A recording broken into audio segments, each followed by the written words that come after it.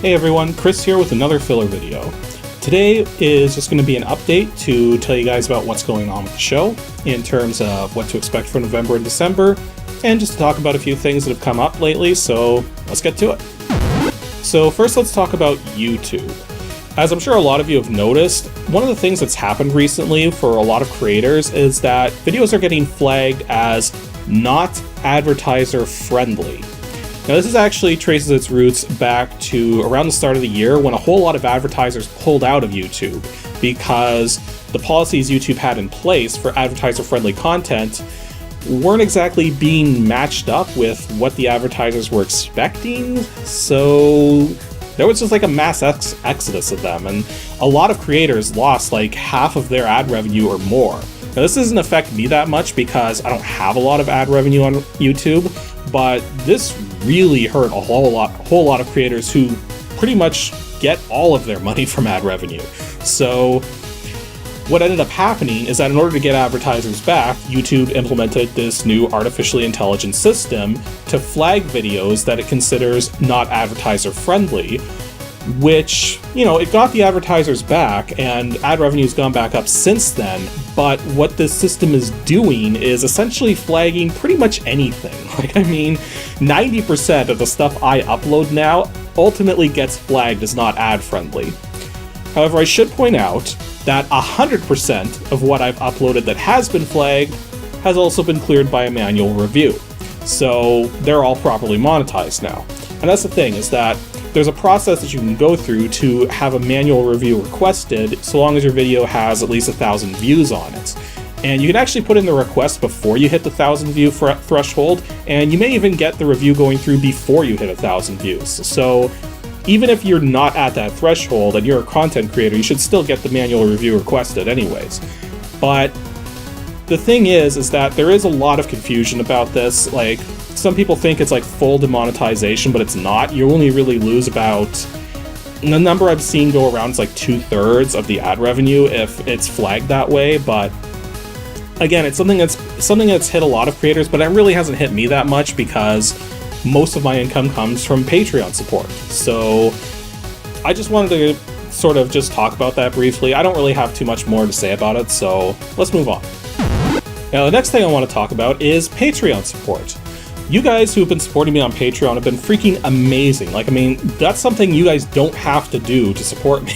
Like, you can just like watch the show and like share it on social media or whatever, and that's perfectly fine too. But those of you adding in the extra support, like, I can't, there's not enough words to thank you guys for how much that means to me. But I wanted to quickly mention something. It's something I've noticed with some of the emails I sometimes get regarding Patreon support, is just a sort of confusion as to what's required to support. Like, I mean, some people get this impression that maybe they have to spend like several dollars a month or something, but that's not it at all. Like, I mean, I literally have a $1 reward tier. $1 on my Patreon page, because even that much support can go surprisingly far away. Like, 10% of that $500 I'm getting a month from Patreon support is from $1 supporters. You have no idea how quickly that can add up. Like, imagine if I have just under 10,000 subs on my channel right now. Imagine if every one of those subscribers was a $1 subscriber. That'd be $10,000 a month. That's insane to think about. So really, if you feel like you can't pledge support simply because it would be like a ton of money or something, it doesn't have to be. It can be as much as you want it to be. And if you don't want to pledge support that way and just want to continue watching the show as always, that's fine too. Remember, I've said it before and I'm going to say it again. My content is never going to be pay to watch. Ever. Final. Okay? If you ever get that notion in your head that it's going to become pay to watch, just get rid of that notion. It's false. Never going to happen. Always be free to watch. Now let's talk about my shows. As always, Age of DOS Games only has 25 regular episodes per year, and then it goes on hiatus for a couple months before bringing out new episodes. But there's still going to be some fillers. I have 4 filler videos planned for November and December. Well, not for each like 4 total. So there's going to be 2 fillers in November on the 2nd and 4th Saturdays of the month, and then same for December on the 2nd and 4th Saturdays. And the fillers that I have planned are going to be, they're going to be covering the Windows sequels to DOS games. So it'll be interesting to see, first of all, if I can even get some of these games working. I have a couple of them working, so I already know what my first 2 are going to be, but the next 2 are going to really depend on if I can get the games working, and if I can't, then I gotta go pick a different game or something, because I have several games I could choose for this. But it should be interesting to see how that goes, because I don't really go into the whole late 90s, early 2000s Windows stuff, because I really didn't play a lot of games from that time period for the PC. I was mostly into console games at that time. So that's why I don't talk about that kind of stuff a lot, because I don't have too much experience with that. Now, in terms of the other shows, Shovelware Diggers is going to continue forwards as usual, so every Tuesday night, Wednesday morning, you can catch an episode of that. I will point out that there might be an interruption in that later in December, just from the fact that December is usually really busy for me, but I'll let everyone know on Twitter if that happens.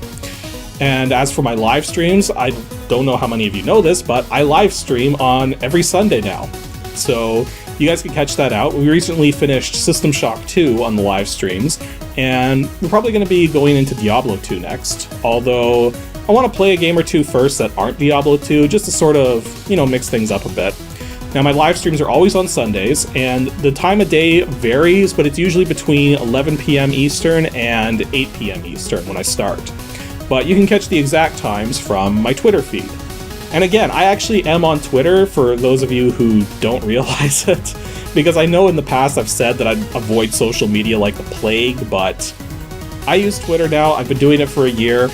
I'm still not 100% used to it, but it is serving its purpose. It's letting me stay in touch with people, with fans, with other content creators, and it's letting me get information out there more easily than trying to update my website all the time. And then in terms of Gemini Makes Games, so real talk, if I was actually doing nothing but making games, Pixelmusement would have been done like months ago. That was if that was my only project, if I had nothing else to work on, I would have been able to make that game in 2 to 4 months. So that just kind of gives you an idea of just how slowly it goes when I have other stuff to do.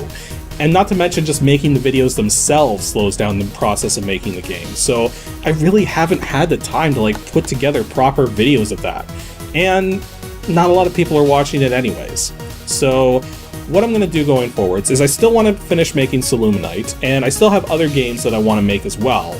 So instead of doing a regular video series regarding that, I'm instead just going to do occasional update videos to let you guys know where things are at in terms of making those games. So I should probably just still call it GMG, but it's going to be more like a once every month or two sort of update video thing. So that way I can actually focus more on actually making the games instead of trying to make videos out of them, which not a lot of people were watching anyway, so it's no major loss. But I am going to keep working on those games. And that's all I pretty much wanted to talk about. So stay tuned for the next filler video of Ancient DOS games, which is going to be Saturday, November 11th, I think it is. And we're going to be taking a look at a particular Windows game. It's actually the 3rd game in a series. But what's weird is that for the 2nd game in the series, they used the Roman numeral for 2 in the title. But for the 3rd game in the series, they just used the number 3, not the Roman numeral.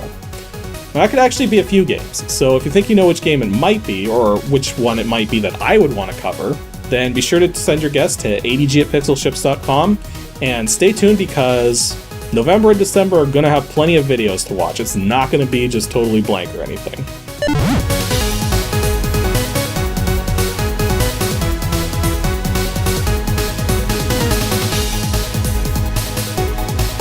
Thanks for watching, everyone, and special thanks to everyone supporting me on Patreon. Here's a small random set of you guys.